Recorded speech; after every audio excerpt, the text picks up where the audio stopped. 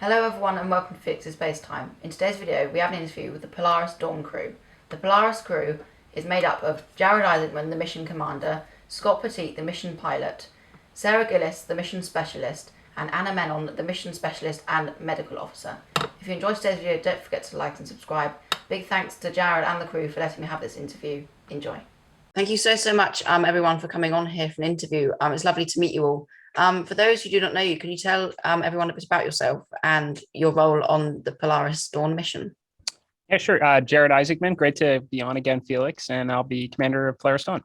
Hi, Felix. Good to see you again. I am Scott Kid Poteet, 20 years in the Air Force flying F-16s, and now I am the mission pilot for Polaris Dawn. Hi, Felix. It's great to meet you. I'm Sarah Gillis. I'm on the space operations team here at SpaceX. Usually work on crew training, and for this mission, I will be supporting as the mission specialist. Hi, Felix. My name is Anna Menon. I have been working at NASA and then SpaceX for approximately 10 years total in operations supporting our astronauts, and I'll be serving on this mission as one of the mission specialists also, as well as the medical officer. Brilliant. It's lovely to meet you all.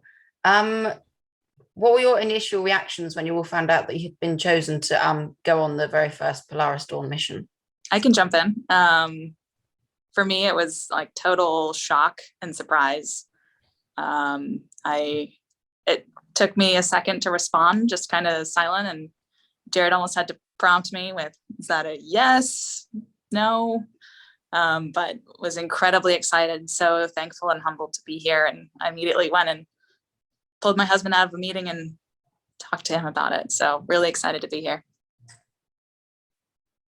And I think for myself, also a very similar experience with both shock and excitement. Very initially shocked, almost speechless, incredibly humbled, excited, and it just, went and talked to my husband and was really just humbled and thrilled to get to be a part of this mission. So very grateful. And in similar fashion, a lot of surprise and shock. As the mission director for Inspiration 4, I did a lot of the behind the scenes work for that project, which was an awesome experience. And I never dreamed I'd have the opportunity to go into space. So when offered this chance, I jumped right on it. And it's truly exciting. I'm pumped to work with these guys. We have an awesome crew, not only the guys and girls you see here, but as well as the ones working behind the scenes for Polaris Dawn. And the first person I shared it with was my wife and kids, and I think they're just as excited. Yeah, and Felix, so I mean, I've known for a fair amount of time now, and actually it was so hard to keep that secret because I so wanted to tell all these like really talented individuals here, these friends that are on this the Zoom call with me right now, about their opportunity to fly on Polaris Dawn. So if I can just like brag on them for a little bit. So obviously, Kid Poteet, he was the mission director of Inspiration 4. He pulled so much together. I mean, you saw from the time we announced it to when we flew, that was pretty quick, really accelerated time frame. He had an awful lot to coordinate. I've known him for a long time, flown with him a while, tons of trust there. And then Anna Menon, who's, incredibly talented engineer. She's a mission director at SpaceX, but she was also like the technical liaison and subject matter experts that were with our families when Inspiration 4 flew. And you obviously build up, so much trust in a role like that. And then Sarah Gillis, and she was the one who obviously, again, really talented engineer, but she's the lead astronaut trainer for SpaceX. And she got every one of the astronauts who've flown on Falcon and Dragon up safely to orbit and back. And she also trained all of us at Inspiration 4. So, she was the first voice we heard as we were getting ready to go up to space in our first kind of shift on orbit. So, was very excited to be able to share this opportunity with Sarah as well. And now we've assembled just a really fantastic crew for the objectives we have ahead. Brilliant. Anna and Sarah, what kind of things do you have to do as lead space operation engineers at SpaceX? What's your job there? Anna, when you take that? Sure. So in my role, my team, we're responsible for developing all of the different operations that the astronauts do. So that means everything from how do you put on your spacesuit to how do you fight a fire in space if one were to occur. And so we work really hand in hand closely with all of the different hardware and software engineers across SpaceX, which is really fun because then it's this fantastic team environment. And then we put together these operations and procedures. We encode them into those touchscreen displays that you might see on the SpaceX webcast. And then I also support the astronauts from Mission Control. And so I end up talking to them as one of the communicators, or leading the team in Mission Control as one of the mission directors to help get us from the launch pad all the way back home in the water safely on the other side of the mission. Brilliant. And then we step in right when it's done, and we do the training. So we take all the procedures that Anna's team develops, and we go and we put crew in suits and we train them on how to use the hardware and how to run the procedures, and we test their knowledge. We throw different anomalies at them in their training to see how they respond and how they adapt to different situations. Brilliant. Jared, as mission commander, what kind of things will you have to do? And what kind of things will you be in charge of? Well, it's going to start with making sure like we're really well prepared for the mission, which means learning an awful lot from Sarah and Anna, because these two are really the ultimate subject matter experts. You have a mission director and you have a lead astronaut trainer, and they're both really, again, talented engineers. So they're going to know far more about the vehicle and the operations we're about to undertake than even what we would have been trained on previously from Inspiration 4. But I mean, that's a big part of it, is getting ready to go fly a safe mission, because we have a lot of really ambitious objectives we want to accomplish. A lot of them up in space for sure. I mean, we've got a high altitude flight, we've got an EVA or spacewalk, a new form of communication for the Dragon vehicle, and a ton of research and experiments. And then we're also continuing our fundraising work for St. Jude Children's Research Hospital. So there's an awful lot to do to make sure that goes really well from now until when we get there.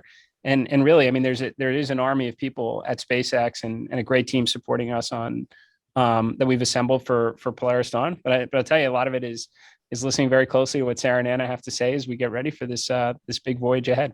Scott, what will your role be on this mission? My role as the mission pilot, first and foremost, I got to get trained up. And thankfully, I got 3 individuals with extensive experience, with Jared as mission commander of Inspiration 4. And then all the things that Jared had mentioned about Sarah and Anna. We're going to start off with just the basic skill sets to get comfortable and knowledgeable on all things Falcon 9, Crew Dragon. And then from there, our second phase is just kind of get comfortable with the specific objectives that we've set up for that Jared had mentioned, with the altitude, with the EVA. And we got a big focus on science and research. We've had calls today over the last couple months, collaborating with different institutions, organizations, universities to come up with the best research that we possibly can in order to further healthcare for those who are going to travel in space, which it's going to be you someday. So get ready. So we're gonna prep for the next 6 to 9 months to get ready for this mission, and we're super pumped. Brilliant. Why are all these missions called Polaris? Is there a specific reason, and who chose this name? Well, it was definitely a team effort, and you're going to hear us refer to that a lot as we get ready for the launch. The whole Polaris program is a tight collaboration between SpaceX and the team on the Polaris program. So Polaris obviously refers to the North Star, which has been a guiding light for us as we've, crossed the oceans and navigated here on Earth for a very long time, and will be one that we'll look towards when we look to the sky for getting back to the moon and then Mars and beyond as well. And then, of course, the North Star represents, a constellation of 3 stars, and we anticipate the Polaris program will be three missions, starting with Polaris Dawn, and Dawn representing the beginning of the light for it. So, it was a big group effort as we came up with it. Brilliant. That's a great name. Jared, will you have to do more training for this mission, even though you've already trained for Inspiration 4? Yeah, for sure. And I want to kick that over actually to Sarah, because she is the lead astronaut trainer. So can't think of a better person to answer the question. Yeah, we're certainly not going to let Jared off easy because he's flown once before. But no, I think all of us are going to go through the whole training program that we need for this mission. There's some stuff that Jared might know firsthand from his experience in Dragon already. But there's a lot of pieces of this mission that are new. So how we develop training for an EVA, how we actually go and do that. We're going to be working through the specifics of what that training program will look like. We're also going to have to go through medical training and research specific training, depending on the final list of research that we end up with for this flight. So we'll all be going through a lot in the coming months. And Felix, I will pile on we also need to work as a team. So having that opportunity, getting the capsule together and go through all these procedures that they have already gone through, we still got a bond as a team. So we still are planning to do that mountain climb in the summer. We're also going to do a lot of fighter jet training because we got to build that cohesion. Brilliant. A question for Anna or Sarah. With the first all civilian spacewalk, will there be an airlock on the Dragon capsule? Is there any idea on how that's going to work yet? So we will not be adding an airlock to Dragon to support the spacewalk. What we'll be doing is taking the entire Dragon capsule down to a vacuum, and then probably a couple people will exit the vehicle and perform the spacewalk, and then return, and then the entire capsule will be brought back up to its normal operating pressure. Okay. Will the suits that you wear during this EV will they look quite similar to the ones that the astronauts wear when they go up to space, or will they look quite different? So I suspect they'll have a lot of similarities to what we've experienced thus far in the SpaceX missions. We're still, the Fantastic Suits team is still figuring out the specific details of the suit in order to make sure that it can support all the necessary operations to perform that spacewalk. So I fully expect there will be some differences, but time will tell exactly how those play out. And I expect we'll have a lot of similarities to what we see thus far. Brilliant. Okay. Kid, I believe that you'll be doing an experiment when you go where you go to space called an invasive ICP. Can you tell me a bit about that procedure and what it will monitor?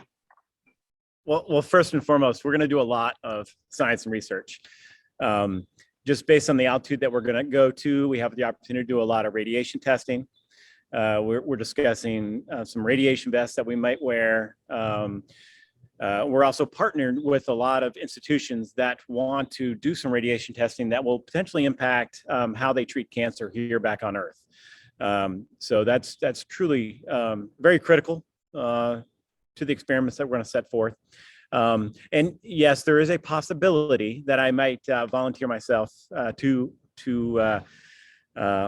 do this experiment. And the idea behind it is one of the biggest challenges associated with long duration space travel is the pressure in your head, that intracranial pressure. And the idea behind this experiment is a small transducer that is surgically implanted with a catheter that feeds up into the spinal cord that measures the pressure. Why is that a concern for space travel? Is the fact that as that pressure changes in your brain, it could apply pressure to your optic nerve, affecting your vision and or your cognitive functioning. Long road ahead to get to that end state with regulatory approval, FDA, an independent review board. So we'll see how it all plays out, but we're just excited to partner with all these different institutions and educational universities, lining up all these different experiments that are going to benefit not only you when you go to space, but people back here on Earth as far as enhancing the healthcare.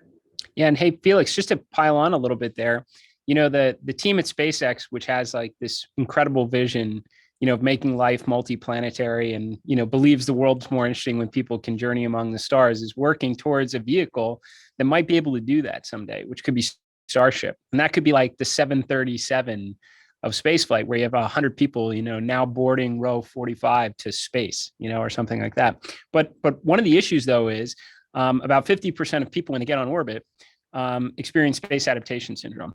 But I can tell you firsthand, 100% of people feel very, very differently. And I liken it to just hanging upside down from your bed for like a couple days. That's what that fluid shift it really feels like, and it does have issues. And people call it like space brain, where some of the cognitive abilities aren't exactly 100% sharp as it was, but there's also a percentage that do have optical issues, and it could very well be from pressure on the ocular nerve. So you want to sort all this out, because could you imagine getting on an airplane with like 150 people and half of them feel like really bad and really sick? So this is a good thing. What Kid may very well be volunteering himself for us, because if we can develop a countermeasure, it would be nice when people do eventually line up to take that journey to the stars, they actually feel really good and happy along the way. Brilliant. Jared, can you give out any information about Polaris 2 and 3, or is that not something you can talk about yet, or you just don't know anything from like dates to the crew who could be going on those missions? So, I can say that the Polaris 3, that mission is going to be the first crewed flight of Starship kind of end to end. So a full launch on a heavy booster, with a reentry and a propulsive landing. So the idea of mission 2 is to do whatever you can to ultimately ensure the success of mission 3. And I think that's going to be formulated, again, very collaboratively with SpaceX, based on what we learned from Polaris Dawn and what they learned from, a ton of testing that we're going to hopefully all be able to witness and enjoy over the years ahead with Starship and Heavy Booster down in Starbase, Texas. Brilliant. Okay. That's all the questions from me. We've got a few questions from people who have been donating to the St. Jude fundraiser. Rocket Art wants to know, does the EVA suit require a backup with life support, or is everything fed through umbilicals? Sarah, you want to take that one? Sure, yeah. So for this mission, we're looking at an umbilical system using consumables inside the vehicle to sustain us for the time that we're outside. Okay, so so the crew won't have to have like big like backpacks kind of things, or will that still be required? Not for this mission, likely. We're still obviously defining the suits and what those will look like, and I'm sure we'll have more specifics to share when we're closer to the mission. Brilliant. Okay. Jim asks, Jared, can you describe the emotions or feelings that you went through your mind as the engine started for the Inspiration 4 mission? Sure. So the first thing I recall is how quickly time accelerated. So it felt like forever when you first got strapped in. They build in about 90 minutes of margin, before all the launch escape system gets armed, and then all the propellant load happens. So you're kind of just sitting there for a bit. And then, then you start to get within 30 minutes of launch, and it seems like time starts picking up, and then 20 minutes. And then like, before you know it, like the clock is just like racing in front of you. And then, you have liftoff. And I can tell you, like, that was and you can see it if you look at everybody's faces. There was a lot of excitement and energy. Like, everybody was very charged up that this day that we've been working towards had finally come. And you can have that enthusiasm and not have any, real concern, because of just the immense amount of trust you have in the team at SpaceX and everyone who's prepared you for the mission, like Sarah and her team, but everybody at Mission Control, like Anna and her team, and like the thousands of people who build the vehicle and get it ready for flight.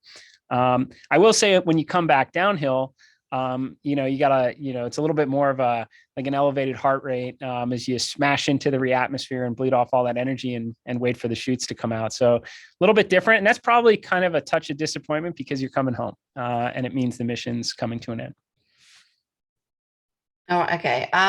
Andrew Paris asks, Jared and Scott, SpaceX appear to be very receptive to any and all of your ideas for making the first all-civilian spaceflight a reality. Did you run into any other people that were a bit less receptive?